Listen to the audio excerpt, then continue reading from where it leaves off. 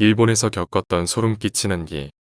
지난 4월 말에 무척 친한 학교 친구가 일본에 가지 않겠느냐고 물어오더군요.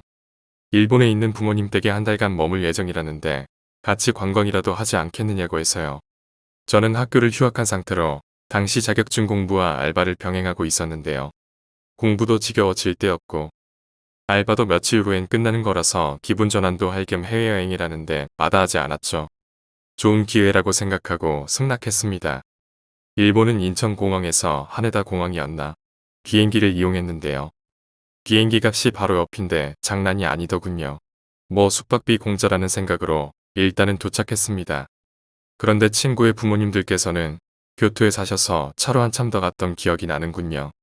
도착하니 3층짜리 맨션인데 참 좁더군요. 일본이란 나라가 공공시설물이나 문화시설에 많은 투자를 하지만 개인을 위한 공간은 사실 작다는 말을 들었습니다. 집값이 장난 아니라는 설명이었지요. 생활하면서도 느낀 건데 물가도 엄청 비싸서 적응이 바로 안 돼요. 당황했던 기억들도 있네요. 그렇게 일본에 도착한 후 여기 일본이구나 하면서 여러 가지 유적지 관광도 하게 됐습니다. 일본에 도착한 지 한 달 가까이 돼가는 날이었습니다. 며칠간 인근 도쿄를 비롯해서 교토 유적만 해도 볼 곳이 많아서 이곳저곳 돌아다녀서 어느 정도 지친 상태였습니다. 돈 없는 학생인지라 대부분 싼 값을 들여서 여행했었는데요. 그런 만큼 남는 것도 많더군요. 어쨌든 시간이 금방 가버려 어느새 한국으로 돌아갈 때가 되니깐 친구가 저한테 말하더군요. 심령 스포트를 가보지 않겠냐고 말입니다. 이 친구가 하는 말이 일본 애들은 잡지에서 귀신이 나오는 곳을 가는 것이 한때 유행이었던 때가 있고 지금도 많이들 하고 있다고 하면서 저를 꼬시더군요. 사실 이놈이 저랑 제 고향에도 놀러 간 적이 있기 때문에 저희 집이 어떤지 대강 압니다. 나중에 들으니 그것 때문에 저를 일본까지 데리고 왔다고 하더군요. 심령 스포츠 체험을 몇 년간 벼르던 일이라면서 말입니다. 저는 처음에 가기 싫다고 거부했습니다. 처음엔 정말로 안 갈 마음으로 완강히 거부했습니다. 근데 이놈이 한 이틀 동안 내내 저한테 사정하고 애원해서 어쩔 수 없이 가기로 했지요. 초저녁에 가기로 했는데요. 교토 외곽에 버려진 병원에 대해서 설명하더군요. 일제시대에 세워졌던 병원인데 한 80년 가까이 된 병원인데 오래돼서 이젠 아무도 없다는 설명이었습니다. 너무나도 유명해서 많은 사람들이 들른다는 말도 덧붙이더군요. 아마 한창 때는 일본 방송에서도 나왔던 장소라고. 그 녀석이 그때 일본에 있을 때 방송을 봤다고 하는데 벼르고 별러서 마침내 가기로 했다고 했습니다. 여러분 그런 곳에 절대로 가지 마시기 바랍니다. 장난으로 그런 체험하는 게 한국에도 카페로 있고 많이들 있다고 하는데 실제로는 그런 곳에 가는 것이 굉장히 위험합니다. 나쁜 귀신이라도 붙게 되면 집에 재앙이라던가 큰일이 날 수도 있습니다. 절대 가시지 말기 바랍니다. 그런데 저도 사람인지라 실제로 무서움도 많이 타고 긴장도 많이 하게 됩니다. 귀신에 대한 친근감 있는 저희 할머니조차도 무당을 업으로 하면서 무서웠던 때가 있었다는데 하물며 줘야 뭐가 있겠습니까? 출발할 때는 아저씨 차를 빌려서 둘이서 갔습니다. 두 분께는 그저 술이나 하러 간다고 말씀드렸지요. 차를 몰고 도시 외곽으로 드라이브 하는데 귀신 보러 간다는 느낌은 들지 않고 저녁 바람이 시원하더군요. 도로 타고 가는데 마음이 안정된다는 느낌을 받았습니다. 1시간 정도 달리니 문제의 병원이라는 아니 병원이라기보다는 산으로 둘러싸인 곳에서 마치 초등학교를 보는 듯한 기분 나쁜 건물이 서 있더군요. 과연 방송에도 나올 정도로 정말로 보는 것만으로도 기분 나빠지는 장소였습니다. 5층 건물이었는데 입구에 주차장 같은 공터가 넓게 있고 왼쪽에 병동 정면에 병동이 있더군요. 처음 입구에서 주차장인 듯한 공터에 발을 들여놨는데 으스스한 느낌이 전신에 돋았습니다. 단순히 무서워서인지 추워서인지는 몰랐지만 그런 것에 민감한 저로서는 좋은 기분이 아니었습니다. 친구에게 예감이 안 좋다고 돌아가자고 말했습니다. 그런데 친구가 하는 말이 야 내가 이 날을 얼마나 기다렸는데 제발 들어가 보자. 설마 무섭냐? 그냥 재미인데 뭘 쫄고 그래? 그러군요. 아무리 설득해도 안 될 것 같은 분위기인지라 이 녀석에서 제가 차고 있던 염주를 주었습니다. 아무것도 모르는 놈이고 제가 김군 부모님들께 신세를 지고 있어서 할머니가 주신 염주를 주었지요. 이 녀석이 염주를 받더니 뭘 이런 걸 다 하고 주머니에 넣더군요. 우리는 주차장을 지나서 먼저 친구놈이 잡지에서 보았다는 3층 화장실로 가기로 했습니다.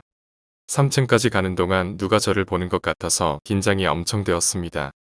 말 그대로 전신에 소름이 돋는데 친구라고 걱정되는 놈 때문에 계속 따라가긴 했습니다. 화장실에 도착하고 같이 들어가자고 했는데 저는 싫다고 했더니 자기 혼자 보겠다고 하더군요. 그렇게 친구가 들어가고 나서 기다리는데 20분이 지나도 안 나오는 겁니다. 슬슬 주위를 둘러보니까 건너병동에서 누가 지켜보고 있는 것 같기도 하고 주위 복도에 병실뿐인지라 무서운 생각이 들어서 불렀는데 불러도 대답이 없더군요. 앞불싸하고 들어갔는데 아무도 없더군요. 그런데 뒤에서 누가 툭 치는 겁니다. 기겁해서 돌아보니 친구더군요. 저는 긴장이 엄청나게 풀어져서 하 하고 숨을 뱉으며 돌아가자고 말했습니다.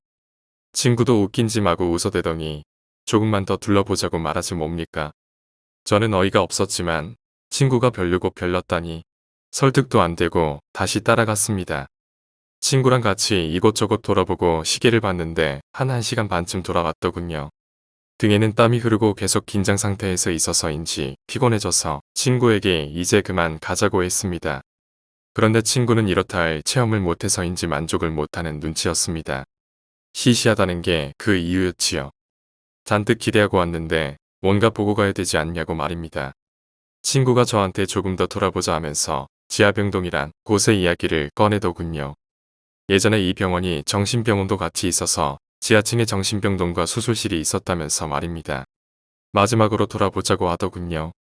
3층에 있었던 저는 친구를 따라서 지하로 내려갔는데 2층쯤 내려갔을까요? 어디선가 끼익하는 소리가 들리더군요.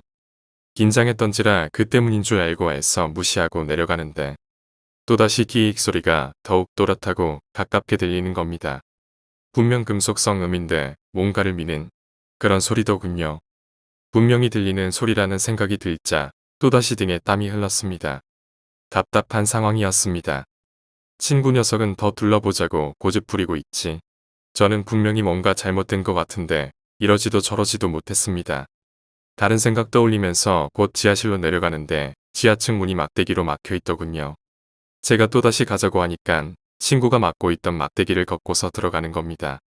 그때서야 저도 화를 냈습니다. 야 씨발. 여기가 무슨 놀이터인 줄 아냐? 귀신한테 씌어서 너희 부모님한테 무슨 일이 생길 수 있다니까. 정신 차려. 근데 친구놈이 저를 보더니 얼굴을 찡그리고 말하더군요. 제발 한 번만 돌아보자. 여기 오는 거 엄청 기대했다. 마지막이잖아. 저는 황당했습니다. 또한 짜증도 많이 났지만 멀리 와 있는지라 어떻게 하지도 못했지요. 애원하는 친구 앞에 마지막이란 단서를 붙이고 다시 갔습니다. 병동은 반지하였는데 얇은 창문 틈으로 빛이 들어오더군요. 창문 옆은 일자식 복도로 창과 마주보는 곳은 병동인데 그 복도는 막다른 곳이었습니다. 복도 중간쯤에는 큰 문이 있는 수술실이 있었습니다. 친구와 걸어가는데 몸에서 벌써 이상한 신호가 오는 듯이 부르르 떨렸습니다. 천천히 걷는데 긴장감이 고조됐습니다. 친구와 복도 중간 수술실 앞에 섰는데 갑자기 몸에 한기가 느껴졌습니다. 팔이 마비되는 듯한 느낌에 저는 친구를 잡고 억지로 당겼습니다. 가자, 더 이상 안 돼. 제가 웨이트를 해서 팔힘이 좀 센데 덩치만 컸지 팔힘은 저보다 약한 녀석이 제 손을 뿌리치고 수술실 문을 열었습니다. 한순간이었습니다. 수술실 안엔 수술대가 있었는데 저는 보았습니다. 간호사와 의사가 있고 주위에 환자들이 몇 서 있는 모습이었지요. 나가야 돼. 오직 하나의 생각만이 머릿속을 맴돌았습니다. 식은땀으로 얼굴이 범벅된 상태에서 그들이 절 쳐다보는데 그들의 동공 속에 빨려가는 느낌이 들었습니다. 그때 제 자신도 모르게 나무 아미타불 외워지더군요. 어떻게 빠져나왔는지 모르겠습니다. 친구가 갑자기 비명을 지르고 저랑 친구는 계단을 올라와 경운막 차에까지 뛰어와 차를 몰고 정신없이 달렸습니다. 새벽 2시가 되어서 집에 도착했는데요. 둘이서 앉아서 말 그대로 덜덜 떨었습니다. 친구도 무서웠는지 아무 말도 못하고 앉아 있었습니다. 새벽까지 떨다가 피곤 때문에 잠이 들었는데 다음날 친구가 저한테 그러더군요. 어제 일이 도저히 기억이 안 난다고 말입니다. 화장실까지 들어갔던 건 기억나는데 그 이후로 정신을 차려보니 자신이 정신없이 차를 몰고 있었고 저는 계속 차로 오는 동안에도 나무아미타불을 연신 외웠다는군요. 그러면서 제게 염주를 주는데 줄이 끊어져 있었습니다. 저는 말없이 제 짐에서 TMP 꺼내 들고 천수경을 틀었습니다.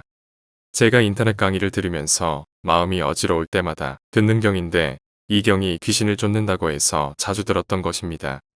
나무아미타불은 사실 이 천수경 안에 나오는 것이지요. 며칠 후 저와 친구는 한국으로 왔습니다. 아마 몇 번씩이나 그때 천수경을 들었던 것 같습니다. 그날 저와 제 친구가 본 사람들은 누구였을까요? 참으로 아찔했던 경험이었습니다.